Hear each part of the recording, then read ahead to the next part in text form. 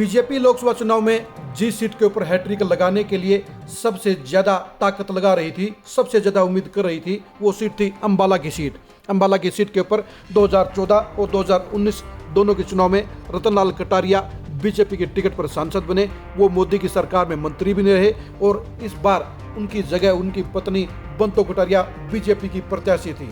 रतन लाल कटारिया के निधन के बाद पार्टी ने सहानुभूति वोट हासिल करने की उम्मीद के साथ ही बंतो कटारिया को वहां से प्रत्याशी बनाने का काम किया था। ये लग रहा था कि बंतो कटारिया का सहानुभूति का कार्ड चलेगा और बीजेपी आसानी से चुनाव जीत जाएगी, लेकिन कांग्रेस के प्रत्याशी वरुण चौधरी ने पूरा पासा पलट कर रख दिया, सारे समीकरण बिगाड़ कर रख दिए और वो बड़े अंतर के साथ वहां से सांसद बन गए हैं। सवाल ये उठता है कि बीजेपी की इस मजबूत सीट के ऊपर समीकरण क्यों बदले और बीजेपी की जीत हार में क्यों बदल गई। इसके 5 कारण मुख्य तौर पर रहे। सबसे बड़ा कारण रहा कि वहां पर एससी वोटरों की गोलबंदी बीजेपी के खिलाफ होना। कांग्रेस की आरक्षण खत्म करने की झूठ ने एससी वोटरों को बीजेपी के खिलाफ कर दिया, जिसके चलते वहां पर जाट और सिख वोटरों के साथ में एससी वोटर भी लामबंद हो गए और उसके साथ में जगाधरी के मुस्लिम वोटर भी बीजेपी के खिलाफ जुड़ गए, जिसके चलते बीजेपी इस सीट पर हार गई।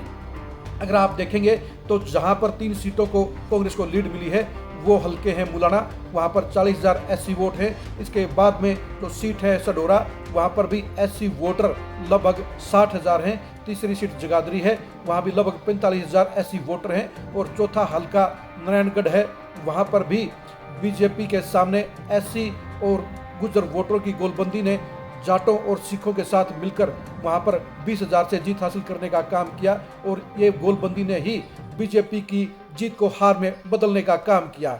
इसके अलावा पूर्व सीएम और सुपर सीएम कहे जाने वाले मनोहर खट्टर के अलावा वर्तमान डमी सीएम के तौर पर प्रचारित हो रहे नायब सैनी के खराब इम्पैक्ट ने भी बीजेपी की हालत को खस्ता करने का काम किया।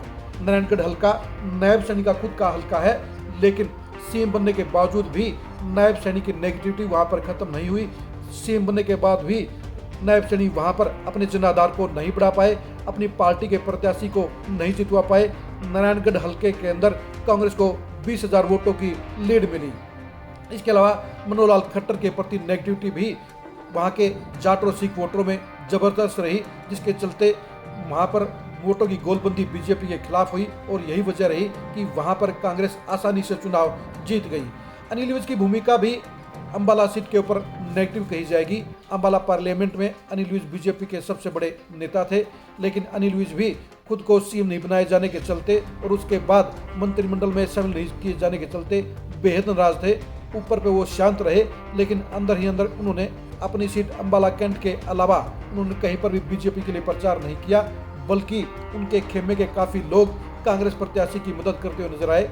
यही वजह रही कि अंबाला कैंट के अलावा अनिल विज के इम्पैक्ट ने बीजेपी के खिलाफ काम किया और यही वजह रही कि बीजेपी को अंबाला कैंट और अंबाला सिटी दोनों में ही बड़ा नुकसान हुआ।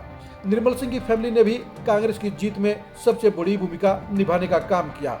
शहरों ने बीजेपी को जबरदस्त समर्थन दिया, लेकिन बीजेपी की 2014 और 2019 के चुनाव में हार के सबसे बड़े पिलर बने, यानी अंबाला कैंट और अंबाला सिटी दोनों में ही बीजेपी बेहद कमजोर हो गई। जहां पर निर्मल सिंह के हल्के अंबाला सिटी से बीजेपी 6,000 वोटों से पिछड़ गई, वहीं अंबाला कैंट में भी अनिल विज महज 4,000 वोटों की लीड ही अपनी पार्टी को दिलवा पाए। निर्मल सिंह फैमिली के जबरदस्त मेहनत के बलबूते पर ही कांग्रेस ने बीजेपी के इन दोनों ही मजबूत गढ़ों को घेरने का काम किया, उन्हें ढहाने का काम किया और बीजेपी की लीड दोनों हलकों से नहीं निकलने दी, बल्कि दोनों हलकों से कुल मिलाकर पहली बार कांग्रेस को लीड मिली। यही वजह रही कि अंबाला पार्लियामेंट का चुनाव बदल गया। जहां तक कालका और पंचकुला की बात है तो वहां के वोटरों ने बीजेपी का जबरदस्त सपोर्ट किया। यमुनानगर शहर ने भी बीजेपी को बड़ा समर्थन देने का काम किया, लेकिन अंबाला कैंट और अंबाला सिटी दोनों ही सीटें ऐसी रही जहां पर बीजेपी के मुकाबले में कांग्रेस का पलड़ा इस बार भारी रहा और इसका सारा श्रेय पूरे तौर के ऊपर अगर किसी को जाता है तो निर्मल सिंह की फैमिली है। वहां पर हुड्डा का इफेक्ट ज़्यादा नहीं था, लेकिन कुमारी शैलजा के समर्थक नेताओं ने भी बिना किसी गुटबाजी के वरुण मुलाना को पूरी सपोर्ट देने का काम किया। इस हल्के के अंदर, इस पार्लियामेंट के अंदर कुमारी शैलजा के खेमे के 3 कट्टर समर्थक विधायक हैं और तीनों ने ही बीजेपी के मुकाबले में कांग्रेस को जबरदस्त मेहनत के बलबूते पर लीड दिलाने का काम किया। चाहे वह अकरम खान थे, चाहे विधायक रेणु बाला थी और चाहे विधायक शैली चौधरी थी, इन तीनों ने ही मिलकर जो है बीजेपी की प्रत्याशी को हराने के लिए पार्टी के पक्ष में जबरदस्त मेहनत करते हुए जीत के लक्ष्य को हासिल करने में महत्वपूर्ण भूमिका निभाने का काम किया।